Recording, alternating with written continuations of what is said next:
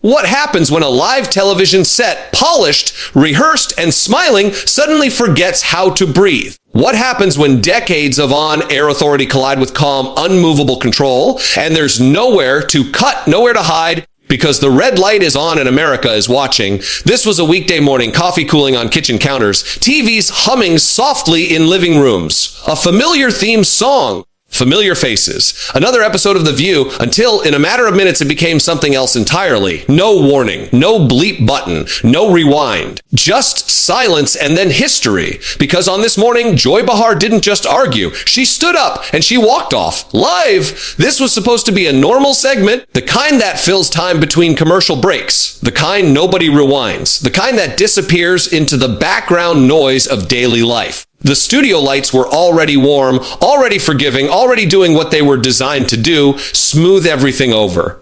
Makeup had been retouched minutes earlier. Microphones clipped neatly in place. Producers had checked their rundown twice. Nothing on the page suggested danger. And yet, something felt off before a single word was spoken. Joy Behar sat exactly where she always did, back straight but relaxed, one arm resting lightly against the table, as if the furniture itself belonged to her. Decades of experience lived in her posture. She knew the rhythm of this room the way sailors know tides. She knew when to speak, when to interrupt, when to land a joke, when to push. This space had rewarded her for confidence for years. It had taught her that certainty reads well on camera. Across from her, Steve Harvey sat differently. Not stiff, not casual. Still, his hands were folded loosely, not defensive, not performative. He wasn't scanning the audience or checking the monitors. He was looking at Joy. Really looking, the kind of look that doesn't rush you, that doesn't try to dominate, that waits. The kind of look that makes people uncomfortable because it doesn't ask permission. The conversation opened gently, a familiar topic framed safely, one the audience had heard versions of before. People nodded. A few claps came on cue. Joy spoke first, her voice confident, her tone sharp but polished. Each sentence landed cleanly, the way sentences do when you've delivered them, or ones like them, hundreds of times. There was an expectation in her cadence, an assumption that the room would follow. Steve listened. He didn't interrupt. He didn't smile. He didn't shake his head. He listened the way people do when they're deciding whether something is worth responding to at all. When Joy finished, there was a beat. Not long enough to be awkward, just long enough to be noticed. Steve leaned forward slightly, then stopped himself. He didn't need to move closer to be heard. "I hear what you're saying," he said calmly. But that's not the whole picture. The words themselves weren't explosive, but the tone was unfamiliar to the room. It wasn't defensive. It wasn't deferential. It didn't ask for approval. It simply existed. Joy tilted her head, a half smile forming, the kind she used when she was about to dismantle a point she'd heard too many times. She replied quickly, almost reflexively, stacking her words with practiced precision. She was still in control, still steering. Steve didn't interrupt again. He waited. That wait stretched just slightly longer than broadcast comfort allows. The kind of pause that makes producers shift in their chairs. The kind of pause that makes an audience wonder if something went wrong. Then Steve spoke again, softer this time. "When you frame it that way," he said, "you leave no room for people who live in the gray." The word gray seemed to hang in the air, heavier than it should have. It wasn't provocative. It wasn't dramatic. And yet, it landed like a weight placed carefully on the table between them. Joy's fingers tightened around her cards. She didn't look down. She looked straight at him. Gray is a luxury. She shot back. Some of us don't get to live there. A few audience members clapped, then stopped when they realized nobody else was clapping with them. The sound died quickly, swallowed by the room. Steve nodded, not in agreement, not in dismissal, just acknowledgement. "And some of us," he said evenly, "are tired of being told where we're allowed to stand." That was when the temperature changed. Not visibly, not dramatically, but palpably. The kind of shift people feel in their chests before they can explain it. Joy leaned back slightly, crossing her leg, then uncrossing it. A small movement. Unconscious. The kind that happens when someone senses resistance they didn't anticipate. "You're missing the point," she said, her voice firm but controlled. Steve didn't raise his voice. "No," he replied. "I think I finally hit it. The room went quiet, not the comfortable quiet of listening, but the brittle quiet of uncertainty. The audience didn't laugh, didn't clap, didn't murmur. They waited, unsure what role they were supposed to play now. Joy opened her mouth to respond, then closed it. It lasted less than a second, but it was enough for the cameras to catch it, enough for the control room to notice, enough for Steve to notice. She recovered quickly, smiling again, but this smile was thinner. "You don't get to redefine this conversation?" she said. "Not here. Not here." The words carried more than meaning. They carried territory. Steve leaned back slightly, his hands open now, palms visible. It wasn't a defensive gesture, it was an offering. "I'm not redefining it," he said. "I'm asking why it only ever goes one way." A low murmur rippled through the audience, not loud enough to interrupt, but loud enough to be felt. A producer leaned toward a headset, whispering instructions that no one on set could hear. Fingers hovered over buttons that might not be pressed in time. Joy shook her head. "A quick, sharp movement. No," she said. No. This is exactly what I'm talking about." She laughed, but the laugh didn't travel. It fell flat between them. Steve didn't chase the laugh. He didn't counter it. He waited again. That silence returned, thicker this time. The camera cut closer, instinctively drawn to the tension. Joy's eyes flicked briefly off camera, catching the red light. She knew she was live. She always knew. But this time, the awareness didn't steady her. It weighed on her. "You're oversimplifying," she said. "And frankly, I'm tired of men coming in here." And Steve lifted one finger. Just one. Not high, not sharp, just enough to signal a pause. "Joy," he said, quietly. "If you finish that sentence, you're proving my point." Time seemed to stretch. Seconds passed. Too many seconds for daytime television. Too many seconds for a segment that was supposed to wrap cleanly before a commercial. Joy stared at him. Her jaw tightened. The authority she'd carried so comfortably now pressed against her, heavy and unyielding. "You don't get to silence me," she said, her voice lower now. Steve met her gaze, unblinking. "I'm not silencing you," he replied. "I'm asking you to listen." The word listen landed harder than any accusation could have. It wasn't loud. It wasn't cruel. It was patient. And patience in that moment felt like pressure. Joy exhaled sharply. She pushed her chair back. The scrape against the studio floor cut through the quiet like a blade. A few gasps escaped the audience before they could stop themselves. A producer's voice crackled urgently in someone's ear. A countdown began that no one on set could hear. Joy stood. The camera followed her instinctively, almost desperately, trying to keep up. She didn't look at Steve. She didn't look at the audience. She looked at the table, at the place she'd occupied for years, at the familiar surface that suddenly felt foreign. "I'm done," she said. Not loud, not theatrical, just final. She reached for her microphone and unclipped it. The small click echoed louder than it should have. The sound cut off mid-motion, but the message was already delivered. Steve remained seated. He didn't move. He didn't speak. He didn't react. His stillness felt intentional, respectful, devastating. Joy walked off the set, live. The camera lingered, unsure whether to follow her or stay behind. Applause started in the audience, reflexive and confused, then died out as quickly as it began. The remaining hosts stared at one another, searching for cues that weren't coming. The red light stayed on. The show continued, technically. But something had broken, or been revealed. Within minutes, the clip spread. Phones buzzed. Social feeds refreshed endlessly. People rewound and replayed the pauses, the silences, the body language. They argued over who held the power, who lost control, who crossed the line without raising their voice. Steve said nothing. Joy said nothing. And the silence that followed became louder than anything that had happened on air. So now the moment lives on, frozen and debated, reframed and reinterpreted. A live television exchange that refused to resolve neatly. A reminder that sometimes the most explosive moments don't come from shouting, but from stillness, from tone, from the moment a room realizes it no longer knows who's in control. And the question lingers unanswered, echoing long after the cameras stopped rolling. Who was right?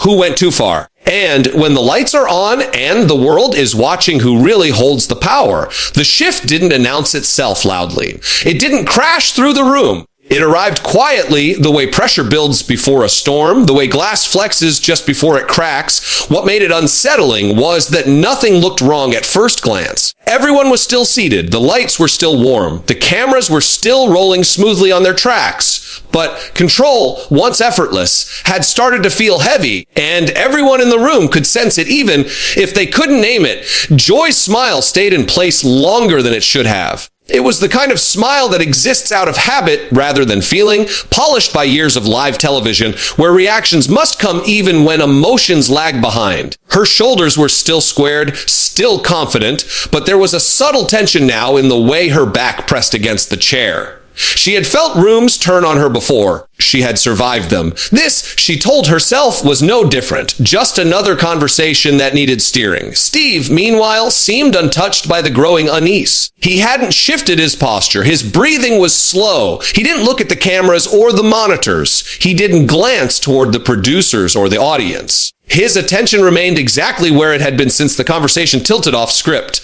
on Joy. Not confrontational, not aggressive, just present. That presence did more than raised voices ever could. It filled the space between words, making each pause feel deliberate instead of accidental. Joy spoke again, her tone carefully measured now, as if precision alone could restore balance. Each word was chosen with intention, sharpened to land cleanly. She wasn't yelling. She wasn't flustered. She was asserting. That had always worked before. Authority, when delivered calmly, tends to silence dissent. But this time, the effect was different. Instead of retreating, the room leaned in. Steve didn't rush to respond. He let her finish. He always let her finish. That courtesy, repeated again and again, became its own form of pressure. The audience noticed it. You could see it in the way people stopped shifting in their seats, in the way their phones stayed tucked away. They weren't watching a debate anymore. They were watching a balance test. When Steve finally spoke, his voice was lower than before. Not softer in volume, but softer in force. There was no sharp edge to it, no performative flourish. He wasn't trying to win the room.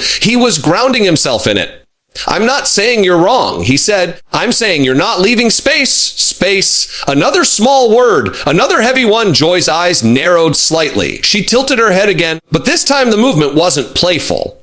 It was evaluative. She was recalculating. The rhythm she knew had changed, and she was searching for it. This isn't about space, she replied. This is about reality. Steve nodded slowly, as if considering that answer with genuine care. And whose reality? He asked. The question wasn't loud. It wasn't accusatory. It wasn't framed as a trap. That's what made it dangerous. It couldn't be brushed aside easily. It required an answer, not a reaction. Joy inhaled. You could see her chest rise. She opened her mouth, then paused. Just for a beat. Long enough for the audience to feel it. Long enough for the cameras to catch the hesitation. She answered anyway, her voice steady, confident again. Or trying to be. The producer in the control room leaned closer to the monitors. This wasn't the segment they'd planned. This wasn't where the bullet points were supposed to go. Fingers hovered over the commercial cue, but no one wanted to be the one to pull the trigger too early. Cutting away now would only confirm what viewers were starting to sense. Something was happening. Steve listened, and when she finished, he didn't counter with statistics or slogans. He didn't raise his voice or speed up his cadence. He simply said, "That's exactly what I mean." Joy blinked. The audience didn't make a sound. She leaned forward slightly, resting her hands on the table now, grounding herself physically, as if proximity could reassert control. Her voice sharpened, not in volume, but in precision. "You don't get to come in here and tell me how this works," she said. "I've been doing this a long time." The words were meant to establish hierarchy, experience, ownership. Steve didn't dispute it. "I know," he replied. "That's why I'm surprised." Surprised. That word landed differently. It wasn't confrontational. It wasn't dismissive. It was disappointed. And disappointment has a way of slipping past defenses. Joy's lips pressed together briefly. Her jaw tightened. She straightened in her chair, reclaiming posture. Reclaiming presence. She laughed lightly, but the sound felt isolated, unsupported by the room. "This is turning into something it doesn't need to be," she said. Steve met her eyes. "Maybe it already is," he said. The silence that followed wasn't empty. It was full of unspoken thoughts, full of awareness that the conversation had moved beyond its original purpose. The audience sat frozen, unsure whether to clap, to murmur, to react at all. They had been trained to respond to cues. There were none now. Joy glanced again toward the red light. It burned steadily. A reminder, a witness. She knew what this looked like from the outside. She knew how quickly moments like this could be clipped, framed, replayed. The authority she carried suddenly felt exposed rather than empowering. "You're oversimplifying," she said, her voice tighter now. "And frankly, I'm tired of men coming in here," and Steve lifted his finger. It wasn't abrupt. It wasn't sharp. It was careful, almost apologetic. "Joy!" he said quietly. If you finish that sentence, you're proving my point. Time slowed. The studio seemed to shrink around them. Even the air conditioning felt louder in the pause that followed. Joy stared at him, disbelief flickering across her face. Not at the interruption itself, but at what it represented, a boundary she hadn't expected. A refusal to be steamrolled, delivered without aggression. "You don't get to silence me," she said, her voice low, controlled, but edged now with something raw. Steve didn't flinch. "I'm not silencing you," he replied. "I'm asking you to listen." That was the moment something gave way, not loudly, not explosively, but definitively. Joy exhaled sharply, a breath that carried frustration, fatigue, and something like betrayal. She pushed her chair back. The sound scraped across the floor, jarring in the quiet studio. A few audience members gasped before they could stop themselves. Others leaned forward instinctively, as if movement alone could anchor the moment. In the control room, someone whispered urgently into a headset. A countdown began that wouldn't be heard on set. Too late now. Joy stood. The camera followed her, unsure whether this was a dramatic gesture or a fleeting reset. She didn't look at Steve. She didn't look at the audience. Her gaze dropped briefly to the table, to the place that had been hers for so long. The familiar suddenly felt constricting. "Oh, I'm done," she said. No emphasis, no flourish, just finality. She reached for her microphone and unclipped it. The small click echoed louder than it should have, amplified by the silence. The sound cut off, but the message didn't need audio. Everyone had heard it. Steve remained seated. He didn't rise. He didn't gesture. He didn't speak. His stillness was absolute, not victorious. Not smug, just present. It felt respectful, and somehow that made it more devastating. Joy walked off the set, live. The camera lingered, hesitating between following her departure and staying with the aftermath. Applause began in the audience out of reflex, a conditioned response to movement, to change. It faltered almost immediately, dying in the air as people realized this wasn't a moment meant for clapping. The remaining hosts looked at one another, eyes wide, searching for cues that weren't coming. Someone attempted to speak, then stopped. The red light stayed on, unforgiving. In homes across the country, people leaned closer to their screens. Phones were lifted. Screenshots were taken. Clips were recorded. Within minutes, the moment escaped the studio, spreading faster than any producer could contain. Social media ignited. The pause before the chair scraped back. The raised finger. The word "listen." Each fragment dissected, looped, slowed down. Commentators picked sides instantly. Some praised the calm. Others condemned the walk off. Some argued power had finally been challenged. Others insisted it had been disrespected. Steve didn't post. He didn't comment. His silence felt intentional. Joy didn't release a statement. Not immediately. Her absence spoke loudly. Producers scrambled to reframe the narrative, issuing careful language about passionate discussion and unexpected moments. But the footage told its own story, a story about control not being wrestled away violently, but questioned quietly, about authority feeling secure until it was asked to listen. The debate didn't die down, it grew. Talk shows replayed the clip, body language experts weighed in, viewers argued about tone versus intent, about who crossed a line and who drew one. The moment refused to settle into a clean conclusion, and maybe that was the point, because what lingered wasn't the walk off itself, but the stillness that preceded it, the realization that control doesn't always shatter in chaos. Sometimes it slips gently in a room that has forgotten how to breathe. And long after the cameras stopped rolling, the question remained unanswered and uncomfortable. When power is challenged without raising a voice, who really loses control? In the end, there was no verdict. No apology issued on air, no triumphant return, no single moment where the tension dissolved and everyone agreed on what had just happened. The cameras stopped rolling, but the moment didn't end. It followed the audience home. It followed the hosts off set. It followed the conversation into timelines, comment sections, group chats, and late night debates that refused to settle. What made it linger wasn't the walk-off alone.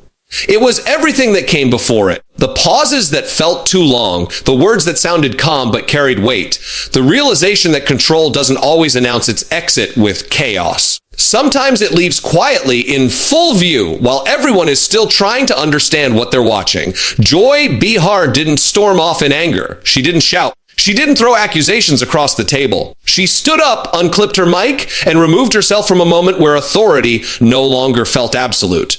For some, That was strength. For others, it was surrender. The divide was immediate and unforgiving. Steve Harvey didn't raise his voice. He didn't claim victory. He didn't chase her words or her exit. His power came from restraint, from tone, from the refusal to escalate. To his supporters, it was composure under pressure. To his critics, it was provocation disguised as calm.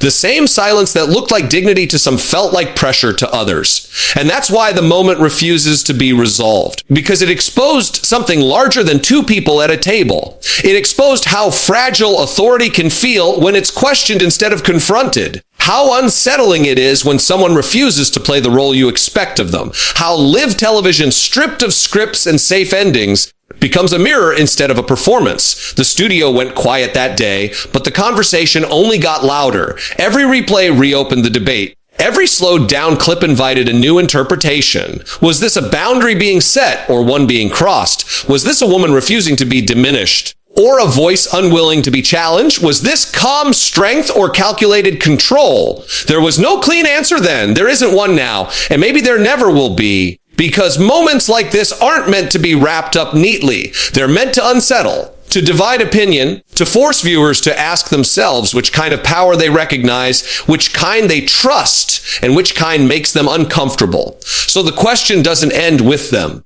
It ends with you. Who do you think held the power in that room? Who do you think lost it? And when silence speaks louder than shouting, which voice do you believe? That's the conversation that continues long after the lights go down.